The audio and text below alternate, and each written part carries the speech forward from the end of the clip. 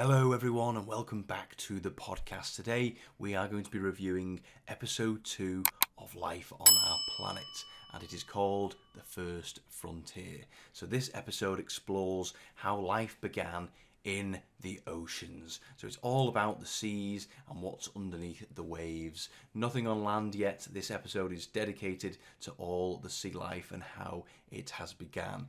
And it opens up with a very scary, daunting scene of the squids and the relatives of the squids. I think they're the cephalopods.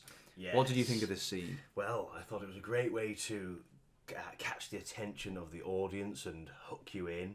And it was a very eerie scene.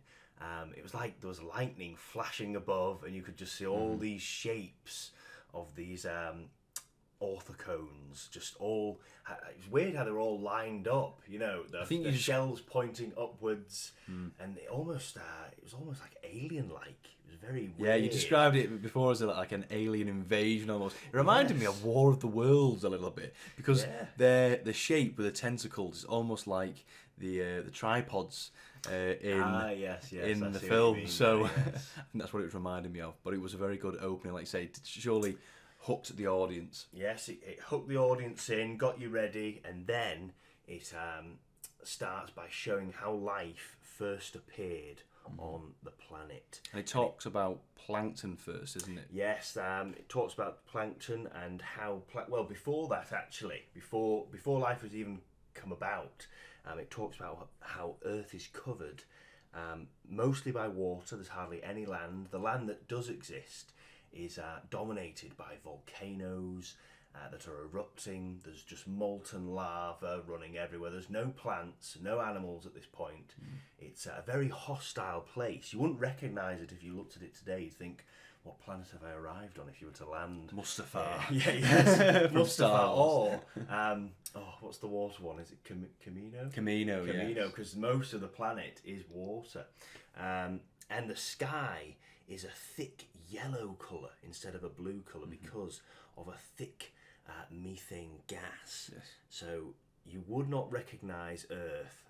How long ago is this now? So billion years ago. Billions of years ago. You would not recognise it at all. But it all changes, like you said, about when the plankton arrives. The plankton has evolved, and all they are is simple cell organisms that are living in the ocean, and they produce oxygen.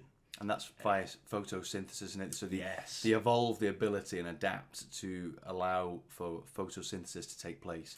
Yes, basically transforming energy from the sun to produce their own food. And it uses carbon dioxide to produce oxygen, which therefore unlocks this ability for life to develop more and expand. It's a great milestone in Earth history because this is the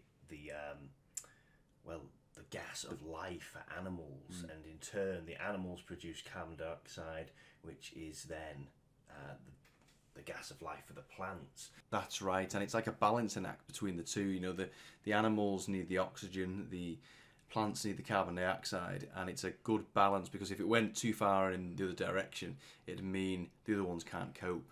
So they work hand in hand, and it's funny because in the first episode it talked about the competition and evolution and how things are all competing. But in this sense, they are kind of working together. They are competing, but they're also almost working together still to survive. So it is a very interesting concept of how it all came about. Yes, and plankton, all plants that you see on the planet today all came, you can trace them all back to plankton, which is just incredible. And plankton is still here today as well. It's not like it got wiped out or went extinct. It's still here today. It's gone through all these mass extinctions and somehow managed to cling on.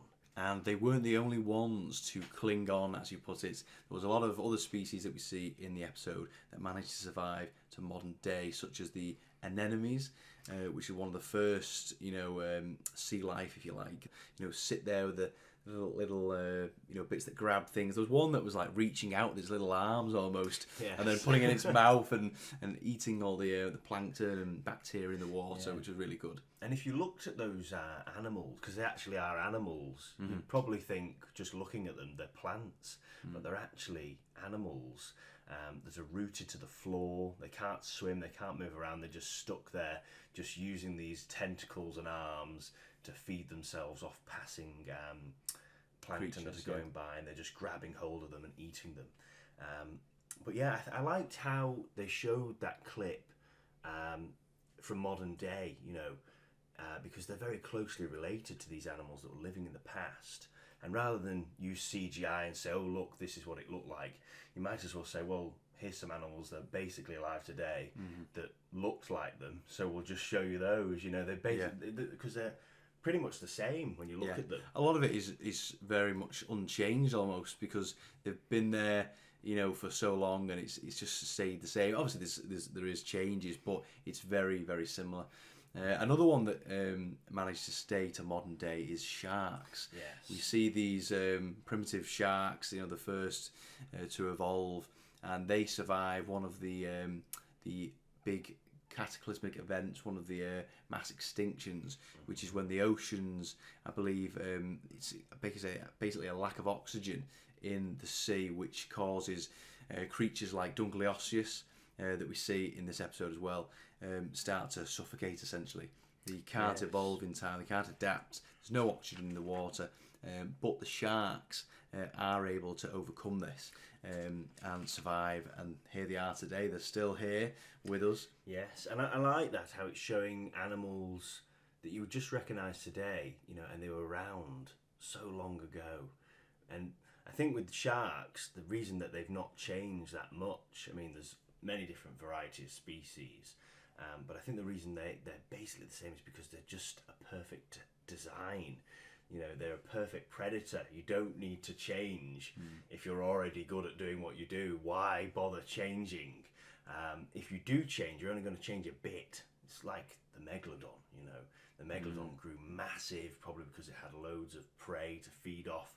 And then I'm not sure how the megalodon actually went extinct. I think it was something... Or did it? Oh, God. Let's not go down that route. That's another talk in itself. But yes, basically, when the food shortages started to come, or maybe the prey wasn't that big, the shark basically has the same body plan. It's just the size changed.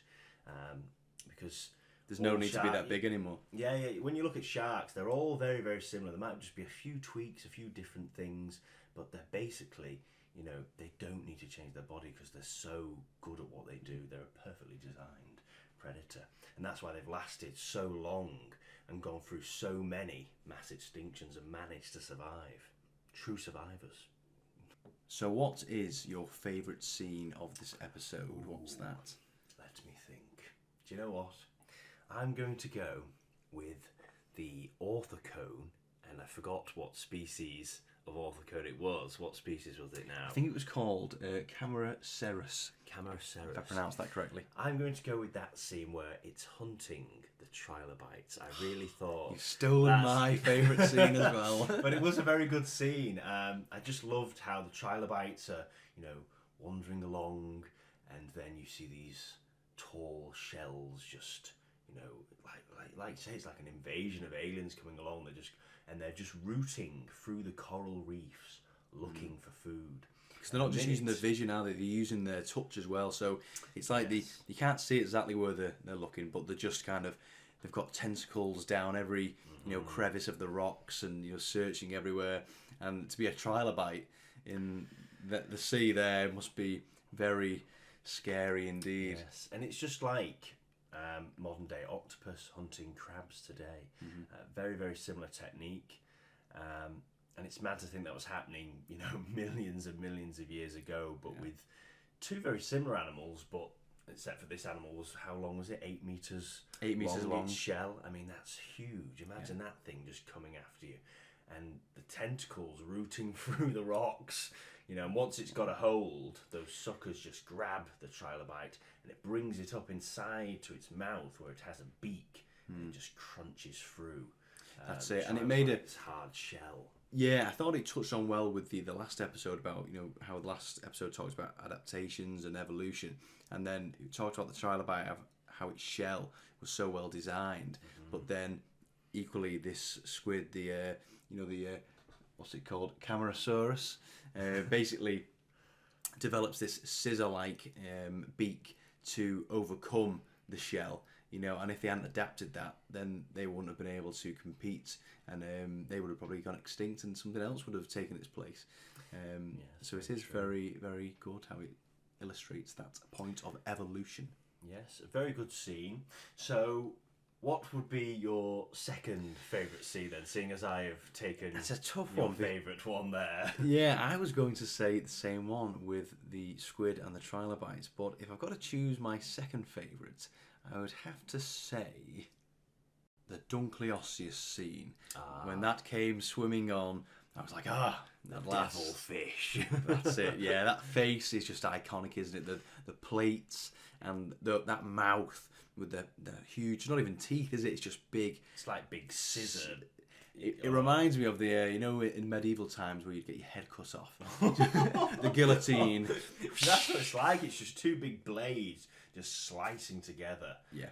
And Dunkleosteus, this is an animal that has a very, very powerful jaw. At the beginning, fish, when they were first evolving, they didn't have any jaws, and it shows how they've evolved now. They've not just got a jaw, they've got this powerful jaw with huge scissors, and the bite force of Dunkleosteus was up there with animals like T-Rex. So they've got incredibly powerful bites. And they were in the oceans for millions and millions of years. They dominated the oceans for a very, very prolonged time until it reached, again, that mass extinction that we talked about earlier, when the oxygen levels in the ocean reduced significantly, and that is the only reason that Dunkleosteus ended up going extinct. If it wasn't for that event, who knows? They could have been still here. They actually reigned for 20 million years. So that's a long they were around time. for a very long time. Very successful, and like you say, it was only because of this mass extinction. Probably because they're very big as well. I can't remember how long they were. Did you say it's about? I'm sure they're a bit bigger than a great white shark, a few meters longer than a great white. I think they were of similar size at least, yeah. Yeah, so they've got a lot of. It's always the big animals that get wiped out because they need so much food. If something happens to sustain such a large body, it becomes a burden then, And yes, as soon as this plankton started to rot away, it produced this gas that started to suffocate many animals, and the ones that managed to survive were hiding down in the depths where you could escape the gases maybe, and it mentioned as well that down in the depths it kind of stays the same. The environment, it doesn't change much. So down here you could manage to get away from. Well, that. with the earlier mass extinction, when the world frozen, it talks about how a lot of including the squids and the soft-bodied creatures, basically went down into the depths where it's very stable. I think they mentioned that the temperature of the deep parts of the sea very rarely fluctuate, whereas the shallow, most of the shallows were freezing. Actually, the sea was actually frozen.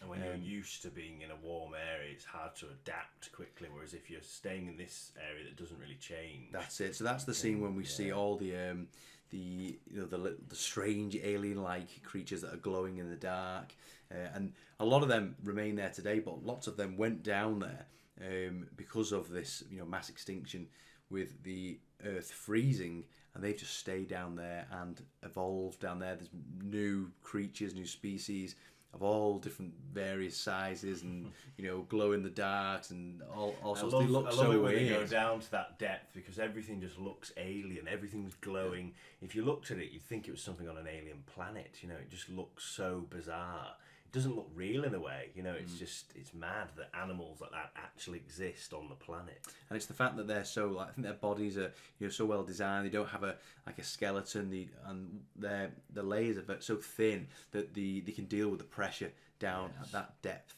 level of the sea. So It is very interesting. Yes, let's talk a little bit about the three main animals that were around when just after all these, like, you know, these animals that looked very similar to plants. Yes. The animals that evolved afterwards. So we had the main ones were the trilobites, the squids, and the early fish. So the trilobites are animals that have an exoskeleton. So they've evolved a skeleton that's like a hard armoured shell, you know, on the outside, and inside is soft. And it's a very good design because that armour protects them. There was a bit where, what was that animal that was trying to kill it? That shrimp-like creature. The abnormal shrimp. Yes. The blue. It was the first apex predator of the sea. They called it. A shrimp was the first shrimp, apex predator. How the tables have turned. Oh, goodness me. But yes, it rolled up into a ball, didn't it? A bit like a woodlouse. Yes. And it couldn't get to its It did prey. catch it, but it just couldn't break through that shell. Yes. And it just gave up, really, tossed him to the side. And then the trilobite unravelled itself and crawled off to sea and live another day. So the trilobites are the ancestors of almost all of the insects and the bugs, spiders, and stuff like that. These animals can all trace their path back to the trilobites. And so they've got the exoskeleton, and then we have the squids, which are the relatives of all the mollusks and creatures like that. Modern day octopus and Yes, things like yes. And they have no skeleton. They're just a big soft-bodied creature. The only thing they have to protect them is these huge shells, and they do have a beak as well. So that's the only two things they have on them that's actually a shell or a solid cartilage thing. or Everything else is very jelly-like and soft. And then the other species that we have is the early fish. And these don't have an exoskeleton on the outside. Their skeleton is inside. And they're the first animals with backbones. And that is the descendant of all animals you see today with backbones. So you've got the amphibians, you've got the reptiles, and mammals. all mammals as well. So it's mad to think at this time as well, the apex predators were like the squids, and the fish were very tiny. They had no jaws at this point. I found their faces very amusing. Yeah, so swimming around with like a constant state of shock, looking around, trying to eat all its stuff. So it's like a shocked face emoji, just running around on the front of the fish. Yes. But very weird. that is basically one of our ancestors. Yeah, yes, well it is. And as these fish evolved, eventually they got jaws, as we see with the Dunkleosteus. And I think in the next episode we're going to see our ancestors start to come out onto land. Yes. That's where it seems to be leading to. That's where it left us on the end of the episode, didn't it? We've looked at the sea, there's lots of evolution going on, there's lots of adaptations, and now we're going to follow these, backboned animals evolving onto the land. You're the first one that's going to take the step onto land and say, let's try and dominate the land and take over there. And we had a little sneak peek of a little creature just behind the tree growling, and so that's going to be exciting to see what happens when we come to the next episode with the land animals. Yes, it is mad to think though, at this point in time, the Devonian and the time before that, there's nothing on the land happening. It's just completely barren. There's nothing, no life, no plants. The plants were the first thing to come before the animals. The plants arrived onto the land first, but it's mad to think, you would have arrived on Earth, looked around, no plants, and then when you go into the water, there's just this explosion of weird creatures, just getting on. And it took so long for them to finally make that step to actually conquering the land and stepping out, from the water. I think also what's a cool thing to highlight is that you watch that in a 50-minute, hour-long episode, and when you really look at to comprehend how long that has actually taken in real time. So we started when these plankton had just developed with the photosynthesis, and we're just getting to evolve and get into a very simple base life. and then to the very end where we've got things about to crawl out onto land. You know, we've watched it in 50 minutes, an hour, but that was so long to take. And in between these, we had these mass extinction events that themselves where nothing was going on. When the Earth froze and the sea froze, I think it was something like 200,000 years, was it? Or it could even be a million years. Stupid like that. Let's talk about those. Let's talk about those massive mass extinctions. The first one was the Big Freeze. Yes. And this was a much bigger freeze, it sounded like anyway, from the ice age that we all know of, with the mammoths and stuff like that. I'm sure it was something like most half of the water on the planet was frozen. Yeah. Something like that. And a lot obviously went extinct. I think it was like 80% went extinct of all the marine life, because a lot of them were living in the shallows at this point, like we mentioned before.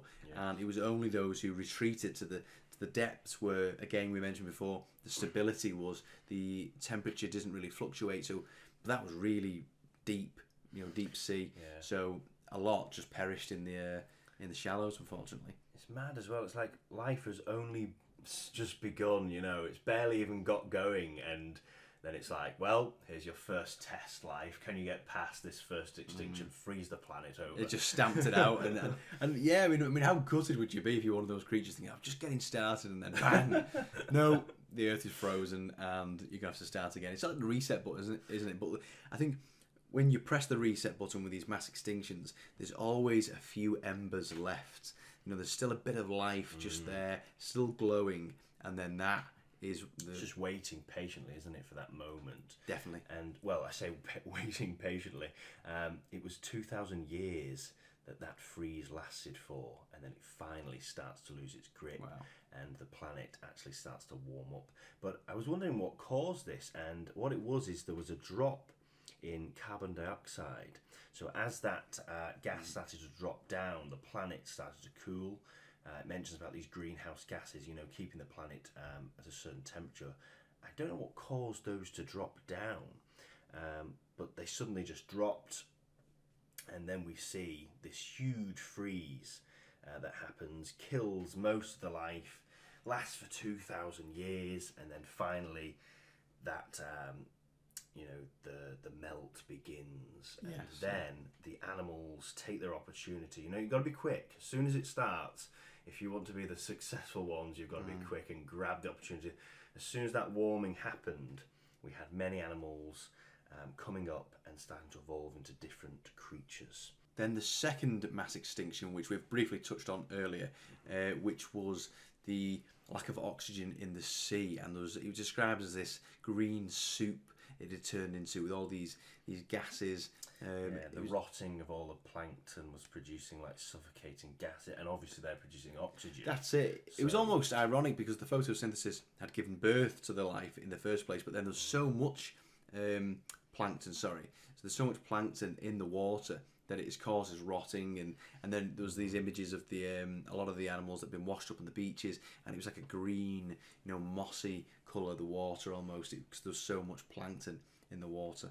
It's almost like the Earth is just trying to get used to, the settings, everything. It's like, when you first, I don't know, whenever you try something for the first time, you're a little bit rusty, aren't you? It's like life is just trying to get going. Teething problems, and there's a few problems with the system, there's a big freeze, all the plankton's died off and produces gases, and then eventually it seems like it starts to balance it out, and it's like, the balance has come with the planet. It knows what it's doing then. But at the beginning, it just seemed like it was absolutely chaos. Just loads of things happening that were wrong. Rule number 3: the Earth is never stable. Yes, very, very true. Yes, the Earth is always and constantly changing. As we touched with the other episode, that was the rules of life. But yeah, it was. It's mad when you think about it, and like you say, the time that it takes, there's all this time of evolving, millions and millions of years, and then it's like bang, right, 2,000 years of a deep freeze, everything's nearly dead, and they come back, they rise up, and then this one hits, and I'm not sure how long this one lasted for, but I'm sure it was a good few thousand years, and that wiped out 80% of all animals on Earth at that time. So So 80% of all those creatures gone, never to be seen again. Your chance is over.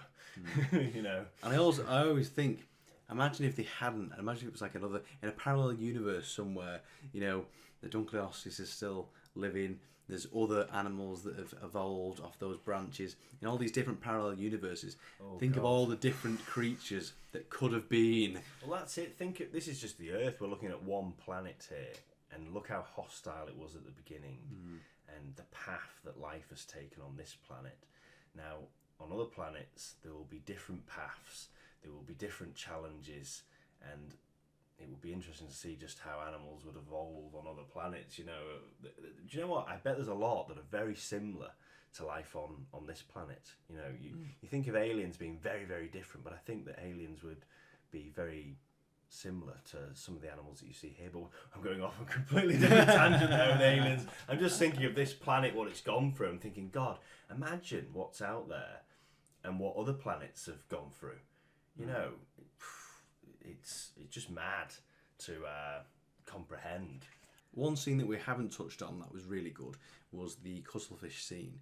Yes. And this is where one of the cuttlefish essentially disguises himself for his own gain. So there's a male cuttlefish who has basically has a female, and he's kind of shooing away other males. And this other male thinks to himself, well, I know how to get past this guy. I know how to fool him. And he basically disguises himself and changes his colour to make himself look like a female. And then approaches the male. He then very, very sneaky. He then thinks he's got two females, but non-beknown to him, behind his back, It wasn't even behind his back, it was right in front of him. They were both mating, and he was just like, oh, I've got two females. So I was like, can you not see what is going on in front of you? But yes, it was showing basically brains against brawn there. Yes. He got this very big cuttlefish, because he was a lot bigger than the other male. And he was fighting off other males, and then the little one thought, I'll sneak in here, pretend to be a female, and see if I can get away with it. He's and risking it though. Imagine if if he found out. It's like survival of the fittest, but then it's like, well, in this case, it's survival of the smartest almost, isn't it? Because you've got this cuttlefish who's he's the fittest. He's fighting all the cuttlefish off, and he's impressed the female. However, in this case, he's outsmarted him. He's pulled a fast one, and tricked him. And that's it. It's not always just about the brawn. It's about being smart as well. It's the best adapted that will survive. Doesn't matter if you're the strongest or if you're the smartest. The one that's the best adapted to that environment will always push through and survive. But yeah, do you know what? It reminded me of a scene in Prehistoric Planet with the first one, Prehistoric Planet 1, with the pterosaurs. We see a pterosaur doing exactly the same thing. A little male comes over and he thinks, how am I going to get past the big pterosaur male? And he just pretends to be a female. And when the male tries to mate with him, he's like, oh no, I'm not interested. And then behind his back tries to I remember the scene. Tap off with a female. That's it. It's it's happening all over, and it's probably happening today with modern day animals as well. Well, the cuttlefish are still here today doing that, and there are probably other ones that are doing the same thing as well. But another scene that we've not touched on was the shark hunting scene. Yes, I did like this very one. Good scene, very good. They were working as a team, these sharks, to basically round up all the fish and push them into the shallows. You had some of the sharks coming up from the bottom, pushing the fish to the surface, and then we had some of the sharks coming in at the sides, pushing them all into the shallow water, where they then had a feeding frenzy, if you like, and started to eat to the fish. And working together proved very effective because it's got the fish right where they want them and much easier to eat. And they did it very calmly. It wasn't like they were chasing the fish. It was just slowly, gathering them into a ball, and then once they got them in the shallows, and they thought, right, now we'll start to waste our energy by attacking them. Well, they're not even wasting it. They're actually getting the fish there and thinking, why waste our energy out there trying to attack the fish? Let's round them up. We'll take our time, and now we'll strike. And you could see the birds as well flying down at the top of the surface, thinking, great, the sharks have got us some food, and then jumping down, getting the fish. But be careful not to get bitten by one of the sharks, because they were jumping up, weren't they, with their mouths wide open, catching those fish. But yeah, it was great to see the sharks basically virtually unchanged from all this time. You know, they don't need to. They're so good at what they do. And do you know what? If there's any animal that's going to survive any more mass extinctions, it's probably sharks, because they're just so well adapted. I think you're right. If there's that many species of them, if some did get wiped out, I'm sure out of all of them there'd be a few that would make. And you've got these strange, when you imagine the shark, you think of the fin in the water, the great white shark, swimming around. But remember, you've also got the sharks down, like the Greenland shark, and the ones that live in the icy areas that I think have lived for like 300 years or something mad. Oh yeah, and they've been sat under the ice swimming around, just very. And they're blind as well. They have a parasite. In their eye instead, isn't it? It grows in the eye and blinds them, and they're basically just swimming around blind in the dark, in the cold. I think, God, what a horrible existence. I think, flipping egg, if I was to come back as an animal, I would not want to come back as a Greenland shark. But yeah, just the variety of sharks that there are. They're very successful. And if I was going to bet on any animals that would make it through more extinctions, I'd definitely pick sharks, I would say. They would be up there. Probably sharks and crocodiles, maybe. Crocodiles have lasted a long time as well. Yes, definitely. But the sharks have been here the longest. So, well, there you go. If you're going to bet on any animal, bet on the sharks. yes. So I think that's more or less the episode summed up, isn't it? We've covered most scenes. If you're going to give it a rating out of 10, what would you give that episode? God, let me think. I think I'm going to go with a 7.5. I think it was very good how they showed modern day animals. That's what I like about this show. It's not just focusing on past animals. It's showing how these animals today are, the relatives of these ancient creatures. The CGI was very good. I thought the scene with the orthocone. Yes. I don't know. They look really good, those. I thought it was very good. Yeah, it wasn't overdone either. It wasn't overdone, the CGI. I think sometimes you can overdo it. But no, and the realism was there. And it summed up what happened in so much time very well. It showed the timeline very good. So yeah, I'm going to give it a 7.5. What about you? What do you think? Yeah, I'm hovering around the same area. I think I'd say it was slightly better than the last episode, just because we were focused on a specific area. So I think a 7.5. I might agree with you on the 7.5. The CGI was really good. It wasn't overdone. I liked how we had modern day animals in it, and it was kind of drawing the parallels. And it was nice and easy to follow as well. That it made sense. We started with the plankton right at the beginning, and we moved all the way through to these basic, sea life. We went through the 2 mass extinctions. We then ended up with, sharks and these animals that had survived the mass extinctions, and then it left it on the perfect footing to take it to the next episode to say, right, these animals are now going to crawl out onto land and try and conquer the land. That's going to be a very good episode there. Yes, I think the next one's going to be really good. I'm hoping these episodes will get better and better and better and better. I think they will, because I think as the timeline goes on, it only does get better. Yes.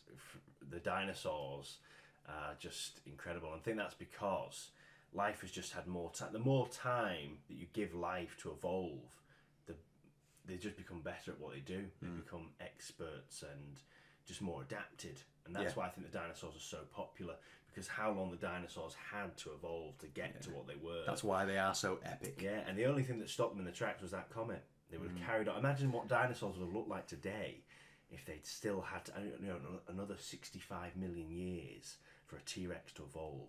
What would T-Rex look like now? Because think about it, T-Rex, its arms would probably got shorter, its head would have probably got bigger, its bite force would have probably got more stronger. The Triceratops would be trying to compete with that. Its horns would have probably got more length to them, sharper, bigger frill. Because when you look at Tyrannosaurs with Triceratops, you just see as they start off at the beginning, they're both small, and each time it's just like a warfare. It's an upgrade This every one's time. getting better, right? I've got to improve, and that's why I think that's just what's happening with the whole thing of life. You just see all these animals just trying to improve as they go along, and then this comet went bang, right, there you go, and then the mammals have only just really started to get going, and look at what they've achieved already. You know, Exactly. It's going to be really interesting. This, I'm really looking forward to just going along this journey of life, and we've only just gotten started. So We certainly have. So with that said, the next episode will be episode 3, and that's going to be exploring the animals on the land. So if you've enjoyed this episode of the podcast, please give us a like and don't forget to subscribe so you don't miss the next one. We're going to be doing another podcast style review of episode 3 very soon. So without further ado, we'll see you in the next episode. Thank you for joining us. thank you very much. Bye-bye. Bye-bye.